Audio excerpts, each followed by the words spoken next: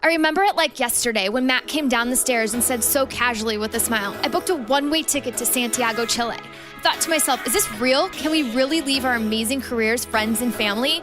Fast forward 10 months later, after all the hard conversations, endless checklists, and heartfelt goodbyes, we were heading to the airport with one backpack each, about to set out for a multi-year adventure around the world. Filled with excitement, we had no idea what to expect, but we knew it would be a fun ride. Join us as we share what we are learning on our journey of a lifetime. This is Passport Joy Travel Talk with Nikki and Matt Javitt.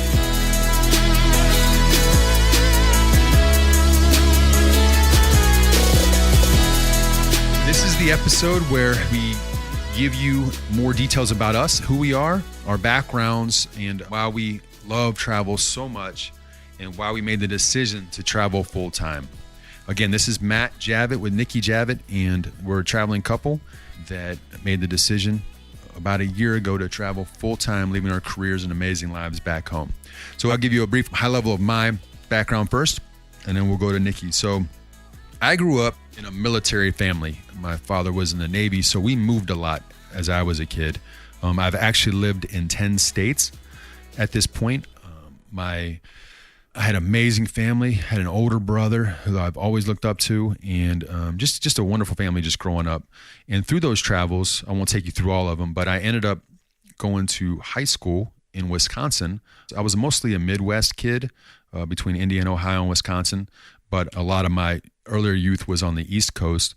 But after high school, I played college basketball for 4 years, but I jumped around to a few colleges based on that, but still graduated on time in the East Coast in North Carolina. Then that took me to getting my MBA while I coached basketball in Texas for a couple of years. So all this jumping around, I think prepared me to travel later. But after getting my MBA in Texas, I came back to Indianapolis, where we had lived at one point in my life, and my family was there at that point. My parents had moved back there after my father retired from the Navy, and my brother was there. So my brother and I started a clothing line in Indianapolis, and I bartended at night. So I was hustling during the day trying to get my clothing line started and bartending at night. And during the end of that 3-year gig bartending, I met Nikki, which changed my life forever. And I got a job in the financial world and was selling mortgages for a couple of years, got a promotion at that point to move to Las Vegas. And Nikki and I were already married at this point. So I'd moved to Las Vegas, and she'll get into her background in a minute, but she was getting her doctorate in pharmacy. So she stayed in Indianapolis because her school, Butler, was in Indianapolis. And I moved out to Vegas for 14 months on my own. And we did this because we were both in the stages where we were working like crazy on our passions and projects already. I was working a ton of hours, and Nikki was working a ton of hours in school. We did this kind of like this bi-coastal thing where she would come or I would go see her about once every 6 or 8 weeks, not often. But so we did that, worked through it. It was amazing. And then the recession hit. The whole plan was for Nikki to move to Vegas. That didn't happen, but because the schooling wouldn't work, and the recession hit with the housing industry. And bam, I was coming back to Indianapolis, which was a blessing in disguise. And when I came back to Indianapolis, I was lucky enough to fall into the tech industry, where I got hired by the amazing company that I spent 9 years with, and started out as one of probably the lowest paid people in that office, and worked my tail off to understand everything I needed to know, and ended up excelling and doing really well in that industry and what I was in that career that I was doing within technology services sales. So that's me, and that's my background. And as Nikki reminded me how crazy my life has been as we were talking about putting this on, and how many places I've been and all the career paths I've taken and all the different jumps. But it's been an amazing ride, and I still have friends from damn near all those places I just described, and amazing network of friends and family around the country and world, really. And now the passions that drive me so much are my nieces and nephews, and I'm blessed with incredible in-laws on Nikki's family, and grandma and Mima, and the people that are so important in our lives, and we continue to stay close with all of them. And volunteering, I volunteered a bunch in Indianapolis with several organizations, mostly with an at-risk youth on the Indianapolis's west side, and did different fundraisers through our church, and very well networked in Indianapolis. And honestly, it's crazy how much when we talk on the road, we get a chance to talk to other travelers on the road, whether they're from other countries or Americans on the road, and we talk about Indianapolis. I just love Indy and everything that it has to offer as a city, and I'm always bragging about Indianapolis as we go. I'm a poker player. I love poker. So you'll probably hear a bunch about poker or sports, a ton of sports. We get the chance to see different sports around the world. We've watched football in Brazil and Muay Thai in Thailand and all kinds of different sports, and we'll continue to do so as we travel. I like a good bourbon, which has been impossible to find on the road mostly when we travel. A nice cigar every once in a while. And music. We love to go to EDM shows, and I get to go. We're going to a Pearl Jam concert in Poland this summer, and just being around different music events. I think music is the cultural event that you can really tap into what people are like in different communities around the world, whether it's a small music event, it's somebody at a bar or restaurant, or somebody just displaying the dancing in Spain that we saw, all the different things that you get to see and realize in the culture. Music is such a big part of everything that we've experienced as we travel. And just being around people, just the amazing conversations that we've had, just one-on-one or couple-with-couple conversations that we've had over drinks or coffee or just in people's home that have hosted us.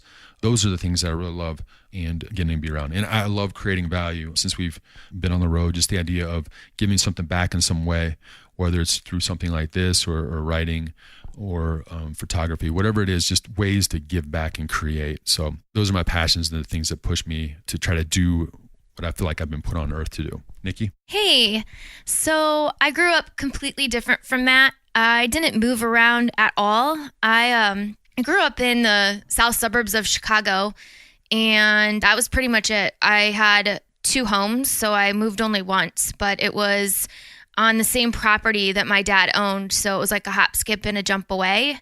And that was it. It was just from like a smaller house to a larger house. I was very blessed. And I'm the oldest of 3 girls. It was like a house of girls and just my dad. So my poor dad had these full house of women. But yeah, I went to Indiana University, Bloomington for my undergraduate degree, and then took a year off in between and worked in a pharmacy. And unbeknownst to me, realized that I had a passion for pharmacy and decided to go back to school after I had met a mentor of mine who had convinced me to stay in Indianapolis at the time and apply to Butler University. And so I decided to sign up for 5 more years of torture and get my doctorate in pharmacy at Butler University. But it was great because I had met Matt and I was able to stay in the same city and start school. And I went back to school for another 5 years, and it was awesome.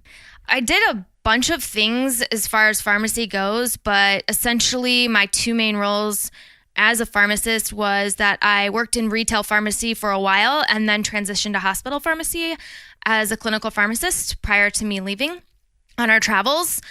And that was amazing. I mean, one of my main things that I love to do is help people. So I do miss that, but I have found ways on the road to help people, just whether it's them asking me a question, if they have just a medical question, or maybe it's someone that just recently had labs done. I'll just tell them, hey, I can look over your labs, or it's just as simple as that. Or I mean, I've even seen people fall off their bike and I'll just try to help them with that. So I really have a passion for helping people. I guess if I were to describe myself, people would probably call me a super picky eater. I'm a vegan, so I don't like to eat any animal products, and I'm a germ freak. And I don't know if I'm a germ freak just because of what I've done for a living, but germs definitely freak me out. Like from anything as small as people wearing shoes in the home, or just like me observing people's odd behaviors out in public, like not washing hands or like sneezing and not covering your mouth, just like things like that. I really, really pay particular close attention to. And Matt's laughing at me now, but yeah, I'm really observant at other people's gross, disgusting behaviors. So I'm watching you. But I'm a dog lover, specifically Chihuahuas. I had a Chihuahua that made it to 15 and a half years. So I love like particularly very small dogs that I can like shove in a purse and take around everywhere with me. Recently, because I have more time on my hands and I'm not your 9 to 5 job, I love reading books. So I'll just download an electronic book and read it on my Kindle. So I love books. And I think I get that from my mom, because prior to reading all these books that I'm reading right now, my mom, I swear, she reads 1 book every 3 days. And I think I'm actually surpassing her at that. But I love reading books. I love all music. Like Matt was saying, we're going to a couple concerts, but I love basically all music. And especially if we can go to an outdoor concert, I love that. I think that's the best kind of music. Meeting new people and just having a conversation with them, and just, especially when we're around the world, and learning about their cultures and just what makes them tick and how they like to have fun. I love doing that, and just seeing how people in different areas of the world do things different from us. I think it's so interesting. And then traveling is obviously my passion. That's why we're doing what we're doing. I love traveling. And then another thing is I love being an aunt and I love being a wife. And it's one of my most favorite things about what I do.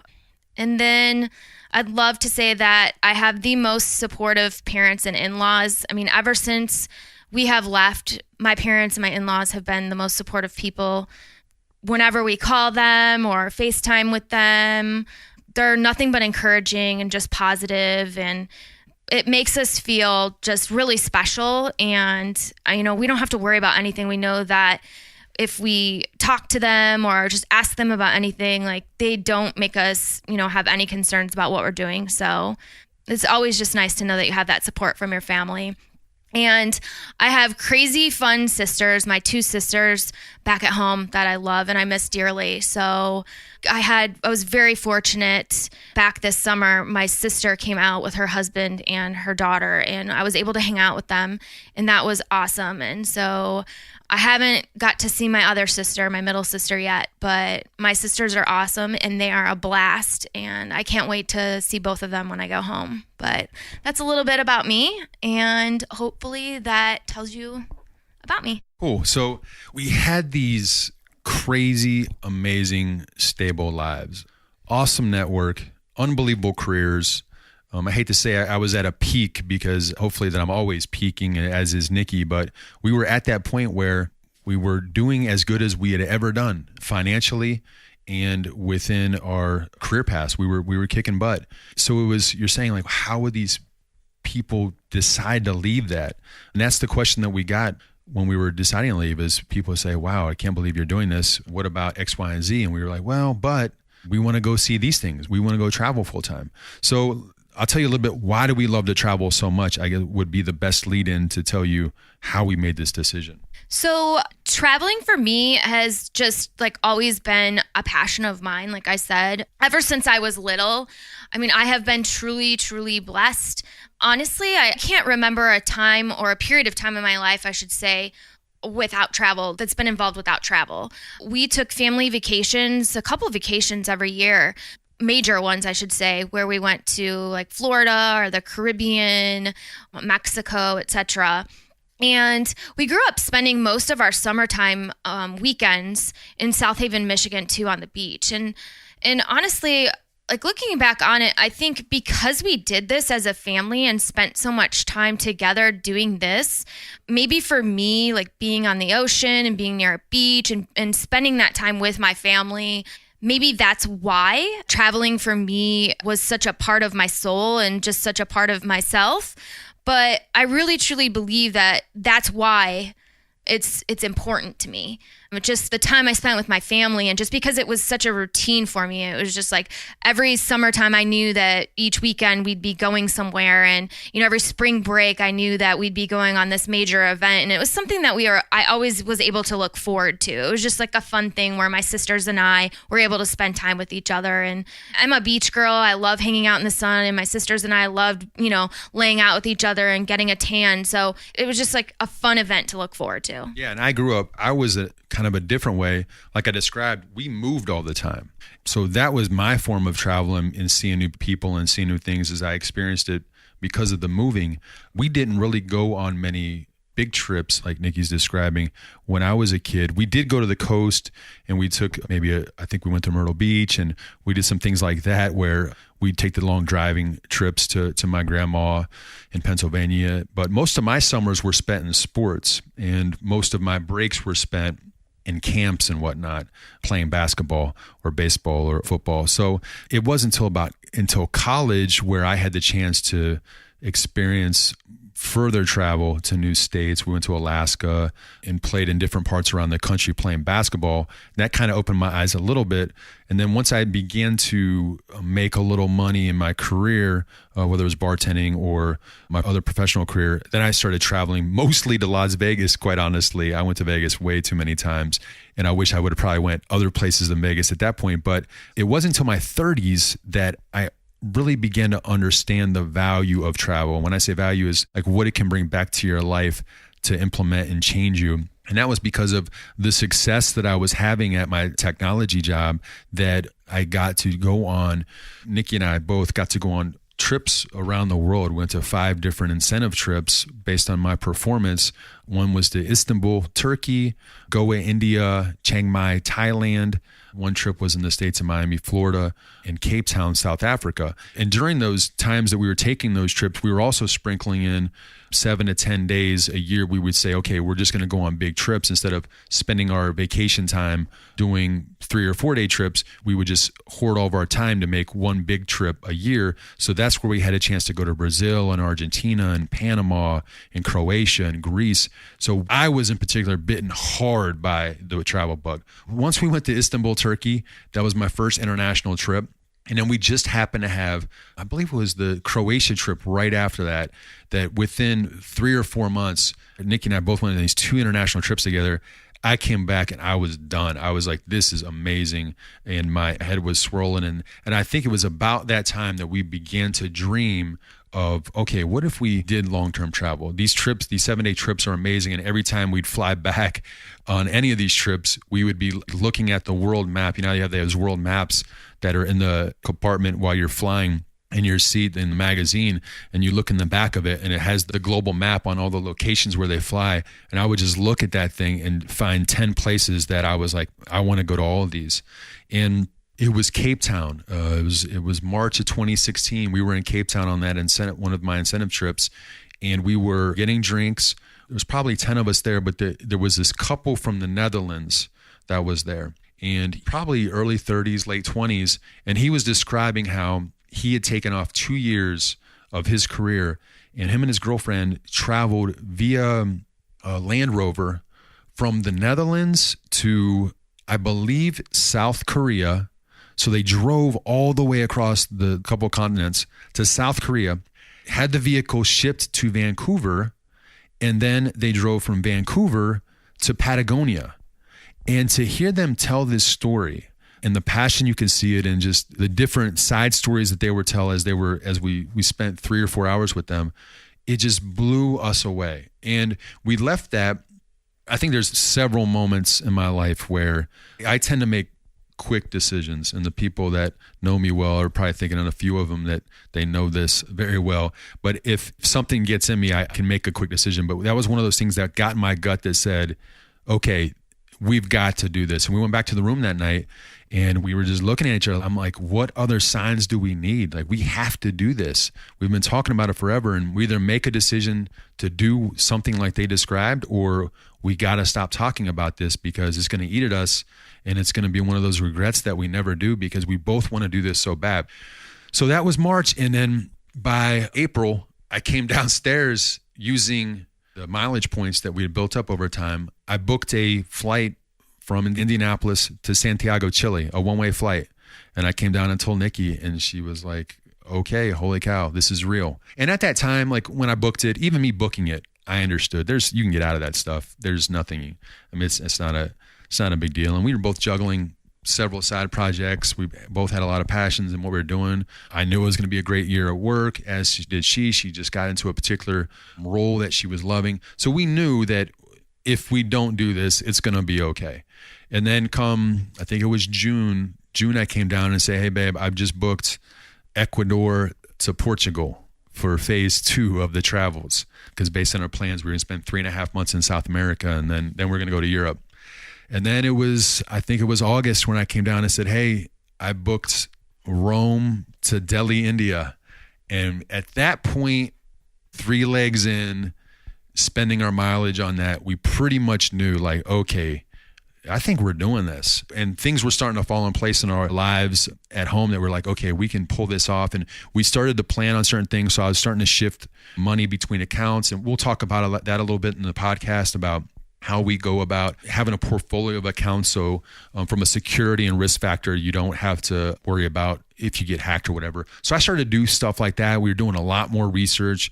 I was starting to look at kind of a bucket and wish list of things that we wanted to do that would be reasons why we'd spend certain parts of our travel time in certain locations. But it was getting real. It was certainly getting real by August. And it was probably around October-ish where it was on. Like we were like, okay, we're doing this. It's time to do it. But all those anxieties start to kick in where we're just like, man, we've got all this. Are we going to blow this? And what are we putting at risk here by doing this? And we would have these conversations about, is this worth it? What happens if this fails?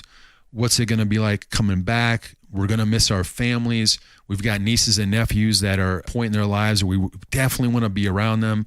And so we were just going through all these different things. But the pieces continue to fall in place, and we just knew. I mean, certain things just knew. We just knew that it was real, and it was something that we really wanted to do to make that decision. Yeah, I mean, the hardest part for the decision for me was just like leaving everyone behind. Like mostly, my family, my nieces, my nephews, my mom, my dad. I mean, everyone, my friends, my career. I mean, I had convinced myself. I remember having conversations with Matt. Like, I'd gone to school for so long and worked so hard, and I'm going to be so far behind in my career. I mean, I can't leave. I had truly convinced myself of that. And I just remember having an epiphany one day and thinking to myself, like, you're never going to feel like you're ready. And I just remember kind of flashing back to my mom telling me, like, when I was a little girl, she would say, like, Nikki, you're never going to think you are ready for anything in life when you grow up. And you can insert anything into that. Like, you're never going to feel like you have enough money to build the home of your dreams, or you're never going to feel like you have enough money to have a child or buy a new car, or you're never going to feel like the time is right to go back to school, or you're never going to feel like you should take a vacation right now because you're too busy with everything that's going on in your life. And she would always say to me, like, but you're gonna find a way. Like, life will always work out and it will always be okay. And quite honestly, when I thought about that, when I was kind of torn between, should we leave? Should we not? Should we do this now? Is now the right time? I thought to myself, she is right, because at a time when I was struggling to think about to myself, should I go back to school and get another degree? I mean, why would I do this? I mean, I already have no student debt. Why would I want to accrue all the student debt and go back to school now? I have a job. I thought to myself, I'm back in school now. It's all working out. I had figured it out. She was right. Like, life just figures itself out. And so, things happen for a reason. So, that was the one thing I really struggled with. I was like, it's never going to be the perfect time in my head, but if this is what I truly want, if this is what we truly want, life will find the way. And then another thing is that I really just didn't want to be disappointed by the things in life that I didn't do. I'd rather just take a risk. And I didn't want to think, several years from now, while I was still doing the same thing, or maybe I did do a different thing. Maybe I was in a different career or a different state or whatever, but I didn't want to just be still here in the United States thinking to myself, or having the same conversation with Matt, what if we would have left a couple years ago? Or what if we would have done that? I just knew that every time that we went somewhere and traveled, that it made us happy. And that every time we came home from traveling, we were already making travel plans to go to the next place. So I just knew in my heart of hearts that it may not feel like the right time because I had to get all our ducks in a row, or I felt very anxious and overwhelmed by what I felt like the to-do list was so long. But now had to be the time, because it was just now or never. I mean, it was just it. So in the end, for me, what it just came down to is that I had to just stop thinking so much about it. And I had to stop thinking about all the what ifs, and I just had to let go, and I just had to go. It was just truly as simple as that. And it may sound weird, but it just had to be that. Yeah, and then in the end of the day, it was December, and we started telling our family and our jobs and really lining things up to make that leave on February 21st, 2017. And those next 2.5 months were bananas as we got ready for everything. And you saw the shock on people's faces, and we got to tell friends. We had those hard conversations about leaving, and the reality set in that we were going to go for a while. And the reason we decided that we wanted to do it the way that we did it and take the path we did, because we were taking these amazing trips twice a year. And we were getting to see parts of the world, but we would always come back feeling like, oh, we could have saw so much more if we would have just stayed a little longer. And we probably could have arranged it where we could have had 2.5, 3 weeks in places if we saved time elsewhere. But it was just one of those things where we knew we had to do it this way. And we knew that we would get the most out of it this way. And by traveling full time and not coming home is the idea that every flight home costs a ton of money, and it changes the vibe of living full time out of a bag. Because when you live full time out of a backpack, you see things differently. The minimalist lifestyle just changes the way your view on life is. And if you know that you can go home to a clean shower or fly back to the States in 3 months or 2 months, it was just going to change the way that we saw what we were doing. And we just wanted to commit to the idea that we're going to do this for this amount of time, and then we're going to stay doing it for a while to really get outside of our boundaries and tap into new things creatively and just to see the world through a different set of eyes. So that's why we chose the way that we decided to do it. And there was disagreement on that prior to us leaving, but we just felt like disagreement between us and others. Obviously, Nikki and I have been on the same page on all of our plans, and we're very happy that we did it that way. We absolutely miss friends and family back home, and it's such an amazing time when we get to see them on the road when we have, but it's something that we're happy that we chose to do. So that's it. That's who we are. That's what brought us to this point. And we hope that now that you know us a little bit better, as we tell our stories and as we share tips and hacks and things that we're learning and all the crazy stuff that we're going through along the way, that gives you a little bit better insight on how we tell our story and the perspective that we're coming from as we tell our story. Because as individuals, we're separate people and we see things differently, but as a couple, we're experiencing the same things on a regular basis. So that's it. Please continue to listen in and subscribe, and hopefully we can help you bring value into your travel world in some way. Thank you.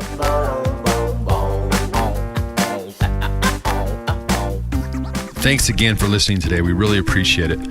Please be sure to subscribe on the podcast tool that you use, iTunes, Stitcher.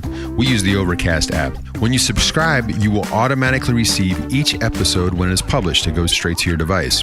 When you feel comfortable, please rate and review as well. This will help us a ton. We'll soon be discussing our awesome contest that you can enter by giving us a review. Again, thanks for listening today. Talk soon.